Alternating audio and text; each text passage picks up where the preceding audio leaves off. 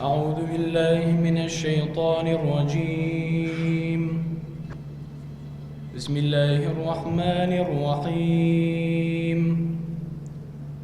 الله نور السماوات والأرض، مثل نوره كمشكاة فيها مصباح، المصباح في زجاجة، الزجاجة كأنها كوكب دري يوقد من شجرة مباركة زيتونة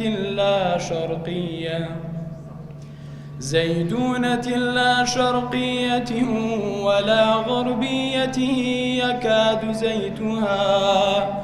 يكاد زيتها يضيء ولو لم تمسسه نار، نور على نور،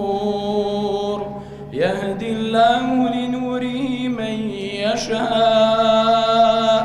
ويضرب الله الأمثال للناس والله بكل شيء عليم.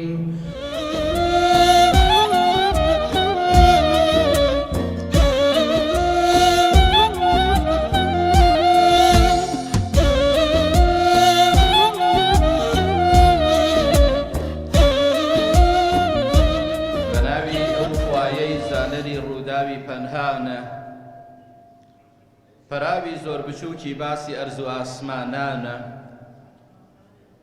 لە مەدحی کۆڵە پێنووس و بە کەس مەدحی تەواو نابێ، ئەگەرچی کۆبن و جن و فریشتە و هەرچی ئینسانە. درودی زاتی یەزدانی لەسەردا وەک خوڕەم بڕژێ، بەسەر ئەو ڕێبەرەی وا موعجزەی ئاياتی قورئانە. بداية من دەستم پێ کرد بە شوێنێکانە بە خانیەک مزگەوت،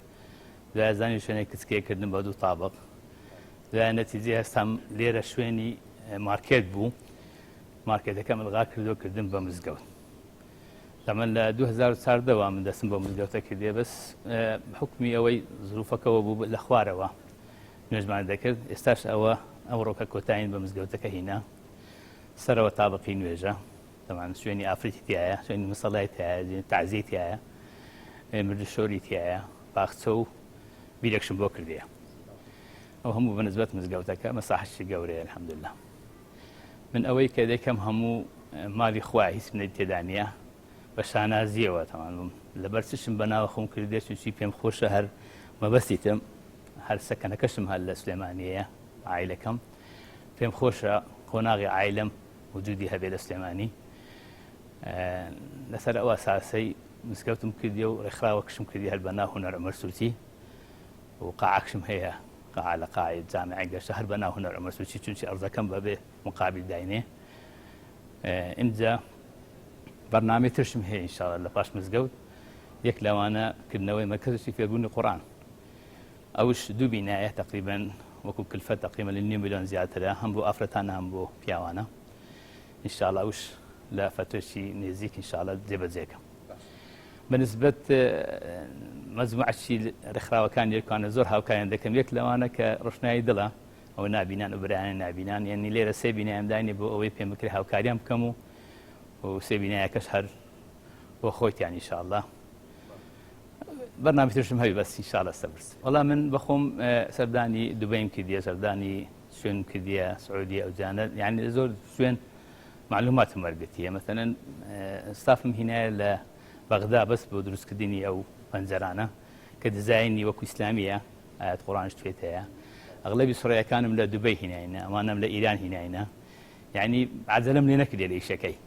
تەطعیمشم کردیە بە بەرد و بە دار و بە ئاوێنە و ئەوانە هەمووی، یعنی عەجەلەم لێ نەکردی. ئەمیستم شەشی وە دروست بی کە هەر کەسێک بهێ نوێژ لێ بکات دڵی فەڕاح بی، نەک مزگەوتێکی سادە بی. ئەو برایشم کە قوبەکەی دروست کردیە بە هەمان شێوە لە بەغدام هینایە، ئەوش ئەو قوبەی دروست کردم تەمان فترەی زۆری پێوەتە تەواوی کرد. بەس سوپاسی هەموو ئەو برادرانەکەم کە هاتن بەشداریکردنەوەی مزگەوتاکەم، یعنی بەنسبەتە من شانازی پێواکەم، یعنی کە ئەو حضورە مەوجود بوو لە هەموو چینێک هاتینە، هەم لە مەلایانی بەڕێز و لە سەرقۆنسولی ئیران و لە جەماعەتی ئیسلامیەکان و بە حزوری ئەوە لە من شتێکی زۆر میهمە وەلەو من بەخۆشم بە قەرداری خەستێمانی دەزانم هەرچی بۆیان بکەم هەر بەکەم دەزانم وازی خۆم دەزانم کە ئەو ئیشە دێبنەتە ئینشاءڵڵا هەوڕۆکە بە هەموو مای دنیای ناگەڕم خاستەن ئاواتی دایکم گەیان دەجێی یعنی زۆر مەبەستی بوو دایکم دەهات لەو مەراحلی ئەو مزگەوتانە بەشدار بوو دەیگە کوڕم زوو تەواوی کە پێم خۆشە نوێژی لێ بکەم و ئەوەل کەسش بوو کە جەنازەی هاتەنە ئەو مزگەوتە دایکیم بوو هەمین سەعید خوای لێ خۆش بێ ئەوەل کەس هات لێکان جەنازەکەم لێرە شاردەوە لێرە من ششت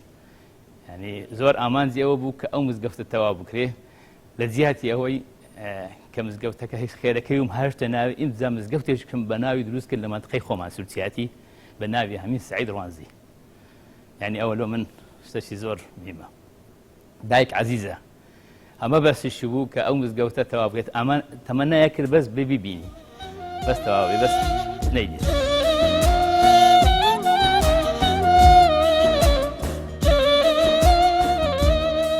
ئەمڕۆ بەشدارین لە ئیفتیتاح و کردنەوەی یەکێکی تر لە مزگەوتەکانی کوردستان کە مزگەوتی جەنابی کاک حاجی هونەری کاک عومەری سورچیە خی گەورە پاداشی بە خێریان باتەوە مزگەوتە جوانیان بنیاد ناوە ئەمڕۆ ئیفتیتاح دەکرێت دیارە مزگەوت ماڵەکانی خوا شوێنی پێگەیاندنی و تێگەیاندنی سەرجە موسڵمانان و برایەتی و خۆشەویستی و محبەت و یەکڕیزی موسڵمانانە بۆیە گەلی کوردیش گەلێکی موسڵمانە و لە سەرەتاوە کە هاتووە یەکێک لەو شوێنانی کە زۆر گرنگی پێداوە مزگەوت و ماڵەکانی خوایە بەڵام بەداخەوە ئەبینی ماڵەکانی خوا ئەمڕۆ لەسەر دەستی خێرخوازان و خەڵکی خێرخواز و خەڵکی خاوەن هیمەتی ئەهلی خێر دروست دەکرێن بجەیەکیان نییە تایبەت نییە شوێنێک بجەیەک لەو هەموو بجەزە بەلاحەی دەسەڵات کە هەیە بۆ مزگەوتەکان و ماڵەکانی خوا بەڵکو ماڵەکانی خوا لەسەر ئەرکی خێرخوازان و خۆداویستان و موسڵمانانێکی دڵسۆز دەکرێنەوە خوا پاداشی خێریان باتەوە و مزگەوتەکان شوێنی پێگەیاندن و تێگەیاندنن و شوێنی سەرکردەکانی کوردن و شۆڕشەکانی کورد لە مزگەوتەوە بنیادنران هەموو کورد قەرزاری مزگەوت و ماڵەکانی خوان بۆیە ئێمە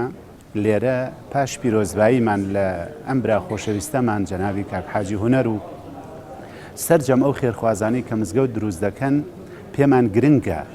کە مزگەوتەکان ڕێز و تەقدیریان هەبێ وەک ئەوەی کە خوای گەورە دەفەرمێ و ئەنە المەساجیدە لله مزگەوتەکان ماڵی خوان ماڵی کەس نین مزگەوتەکان کە ماڵی خوان شوێنی دەرس و دەور و پێگەیاندنی قوتابیان و دروستکردنی مامۆستایان و حجرە و فەقێ و زانایانی ئاینین بۆیە لە لای موسڵمانان ئەهلی ئیمان و لای ئێمەی زانایان زۆر گرنگە زۆر پێویستە وەک بیلبیلەی چاومان مزگەوتەکان بپارێزین و خزمەتیان بکەین و پەپێڵی چاومان مزگەوتەکان خزمەت بکەین بۆیە ئەم مزگەوتە ژێکێکە لەو مزگەوتانی کە تازە ئیفتیتاح دەکرێت و لەم گەڕەکە و لەم شوێنە بە ئومێدی ئەوەی کە ئینشەڵا بێتە مای خێر و بەرەکەت بۆ ئەهلی ئەم گەڕەکە وەخوای گەورە پاداشی بە خێریان باتەوە ئەو کەسانی کە زەحمەتیان کێشاتایە بە تایبەتی جەنابی کاک حاجی هونەر خوا جەزای خێری باتەوە و ئینشاڵڵا ئەمە لێرەوە هاندەرێک دەبێ بۆ سەرجەم ئەو کەسانی کە تا ئێستا بە خۆیاندا نەچوونەتەوە و گرنگی مزگەوت نازانن هۆشێ بکەنەوە کە مزگەوت چەنە گرنگە بۆ ئەم میلەت و گەلەی ئێمە و بۆ موسڵمانان بە گشتی و بۆ کوردستان بە تایبەتی چونکە شۆڕشەکانی کورد لە ناو مزگەوتەوە دەستیان پێکرد و مزگەوت پێیگەیاندن و هەمووشمان قەرزاری مزگەوتین.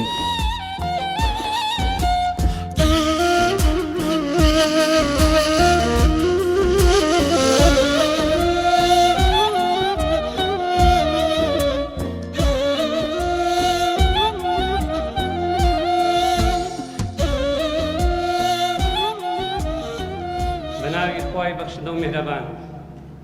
سوپاس و ستایش بۆ خوای گەورە و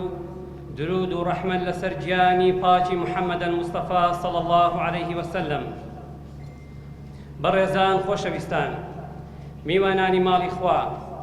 ئەوانەی کەوا ئەمڕۆ تەشریفتان هێناوە بۆ کردنەوەی ماڵێک لە ماڵەکانی خوا ئەسسەلام عەلەیکم و ڕەحمەت الله وبەڕەکاتوه. بەناوی حاجی هونەر عومەر ئاغای سورچی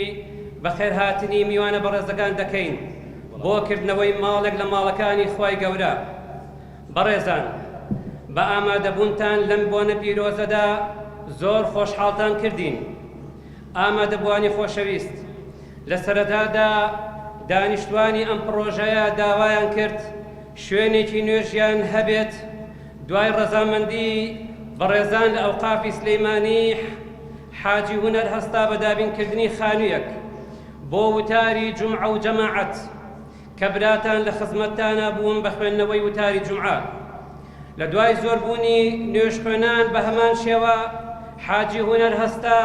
بە دروستکردنی قاتی دووهەمی بیناکە. دوای زۆربوونی دانیشتوانی ئەم پرۆژەیە سوپاس بۆ خوا لە ئێستادا مزگەوت تەواو بووە و جەنابتان ئەمڕۆ گەورەتان کردین بەکردنەوەی ئەم مزگەوتە. و لە باسکردنێکی دایکی کاک حاجی هونەر کاتێکەوە خەریکی ئەم بینایە بووین چەند جارێک سەردانی ئەم بینایە دەکرد و دەیود ئاواتمە کە ئەم مزگەوتە تەواو ببێ و نوێژ خوێنان نوێژی تێدا بکەن. ئەوە ئەمڕۆ حاجی هونەری کوڕی ئاواتەکەی دایکی هێنایە دی. کردنەوەی مزگەوتی هونەر عومەر ئاغای سورچی پرۆژەیەکی وەبەرهێنانە و ڕێگە پێدراوە لە بەڕێوەبەرایەتی وەبەرهێنانی سلەیمانی. بەڵام ئەم مزگەوتە جێبەجێکراوە لەلایەن خاوەنەکەی کە حاجی هونەرە بەبێ هیچ خەرجیەک بخرێتە سەر شاری هاوڵاتیان و بە هەمان شێوە خەرجی دروستکردنی بنکەی ئاوی ناو پرۆژەکە و دابینکردنی دوو شوقا کە ئەتوانین بڵین ئەمە ناوازەیە و شتێکە خۆزگایە ئەوانەی کە مزگەوتیان دروست ئەکرد ئابەم شێوەیە حاجی هونەر دوو شوقەی خستۆتە خزمەتی ئەم مزگەوتە داهاتی ئەو دوو شوقەیە سەرف دەکرێتەوە بۆ ئەم مزگەوتە.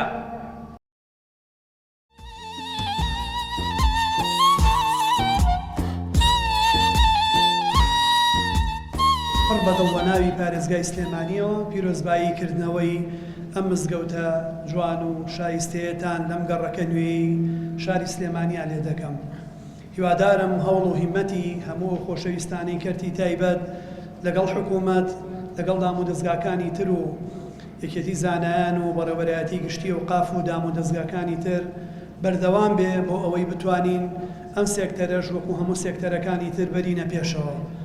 ئێمە لە ئەنجومەنی پارێزگای سلێمانی لە سەرەتای هەڵبژاردنەوە لە ناو پەیڕەوەکەی خۆمانەوەمان جێگیر کرد کە لەمە و دواو مزگەوتانی کە ئەکرێن تەنیا شوێنێک نەبێت بتوانێت سێبەرێ دروستکا بۆ نوێژ خوێنان،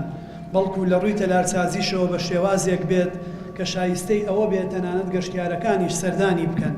من سوپاسیم برا عەزیزەمانەکەم کە توانیوێتی بە شێوازێکی ئەندازەیی و تەلارسازی شایستە لەم شوێنە بەرزەی سلێمانیە ئەم مزگەوتە شایستەیە بنیاد بنێ و هەموو ئەرکەکەی بخاتە سەرشانی خۆی. جێی خۆیەتی لێرەوە لە جیاتی هەمووتان سوپاسی ئەم خۆشەویستەمان بکەم کە لەگەڵ چەندین تری کەسی تری کەرتی تایبەتی نیشتیمانی ئێمە لە چەند ساڵی ڕابردووە هاوکار و هەماهەنگی دامودەستگاکانی دەوڵەت و کەرتی گشتی و ڕێکخراوەکان بووە، هاوڵاتیانی خۆشەویست بووە بۆەوەی بە هەمومان بە یەکی ڕادە بتوانین ڕوبەڕووی ئەو بارودۆخەنە هەموارانە بینەوە کە لە شارەکەمان و لە وڵاتەکەمان و بەسەر ئەم ناوچەیە هاتووە.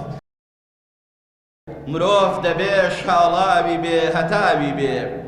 سەریش کۆی بەچاوی بێ، ڕۆڵی چاکەی بەرچاوی بێ، گوڵی هیوای لاولاوی بێ، دڵێ پەیوەست بە مزگەوتە ناکرێ کرداری خاوی بێ، دەبێ دەم و دەست و دڵ و داوێن سپی هەنگاوی بێ، بە عیزەت و بەغیرەت و خەندە و خاوێن هەناوی بێ، دەبێ ناخی پاکژ و ڕوون ڕووشی بەڵێ وەک ناوی بێ.